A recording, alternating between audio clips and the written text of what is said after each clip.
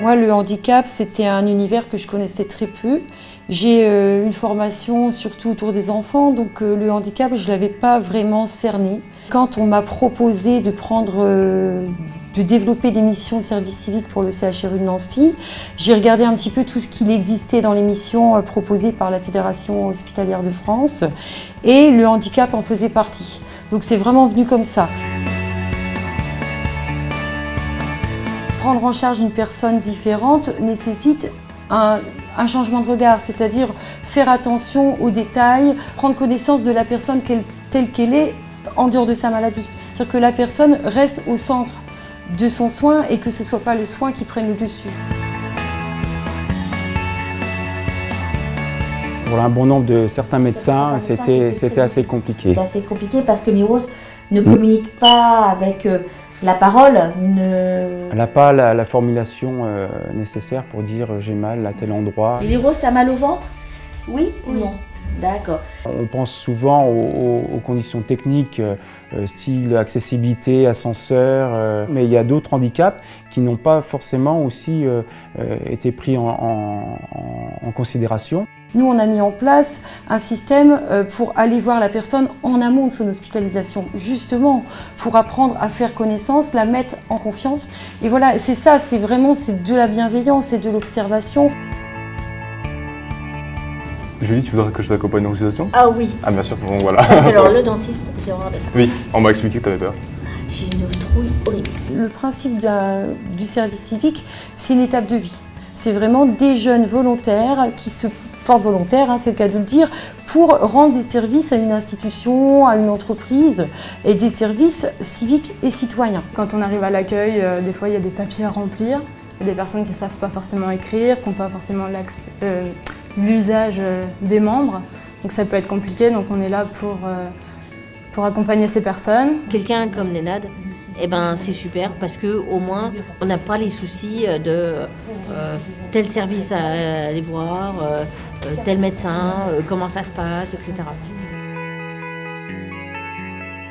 Une personne sait qu'elle va être hospitalisée, elle a moyen de nous contacter. Service civique, bonjour. La personne peut nous contacter par mail en disant bah voilà, je viens tel jour à telle heure, est-ce que quelqu'un peut m'accompagner? Nous, on y répond en disant bah vous venez à telle date. Si vous le souhaitez, on peut venir vous rencontrer en amont dans votre institution ou à votre domicile. Ce qu'on recherchait, c'était pas des gens qui puissent apporter des soins, bien évidemment, puisque ça, il y a des aides-soignants, il y a des infirmiers au sein du service, mais c'est vraiment des personnes qui soient dans la proximité du patient pour pouvoir le rassurer, l'accompagner. Tu as encore mal? Tu as encore mal? Beaucoup?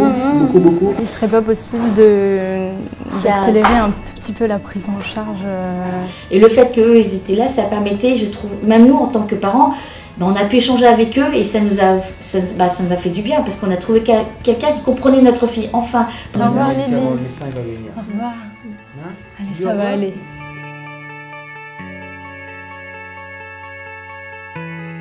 On travaille sur la base de 2 procédures qui ont été validées par le CHU. Donc une programmée et une non programmée, donc dite d'urgence. On veut travailler sur la problématique handicap, il faut qu'on contacte les institutions alentours. Donc il y en avait quasiment 120 institutions auxquelles on a écrit. Nous on vient passer une demi-journée, 2 jours ici, le temps qu'il faut, que vous estimez. Et on vient rencontrer la personne, on vient créer quand même quelque chose avec elle. C'était dans les missions des hôpitaux depuis de nombreuses années de pouvoir accueillir et d'avoir une mission handicap. Bon là c'est chose faite, mieux vaut tard que jamais. Et j'espère que le service sera pérenne.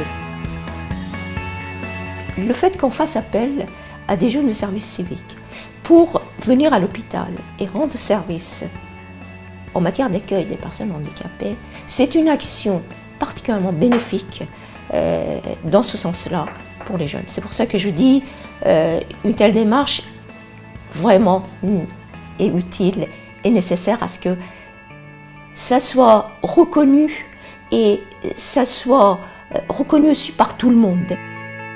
Ça a été un long travail parce que j'ai rencontré les directeurs de la qualité pour connaître déjà quelles étaient les problématiques. Ensuite, j'ai rencontré des cadres supérieurs. J'étais à une réunion de cadres supérieurs pour présenter le projet. Aussi bien les associations d'usagers, les associations représentatives aussi de personnes handicapées qui les côtoient, les cadres, tout le monde trouve que c'est un service supplémentaire et un temps supplémentaire important en tant qu'aidant. Les retours qu'on a pu avoir sont des retours positifs. Dès qu'on a fait appel à eux, je veux dire, c'est des patients qu'on a retrouvés très très calmes, qui n'avaient pas d'angoisse.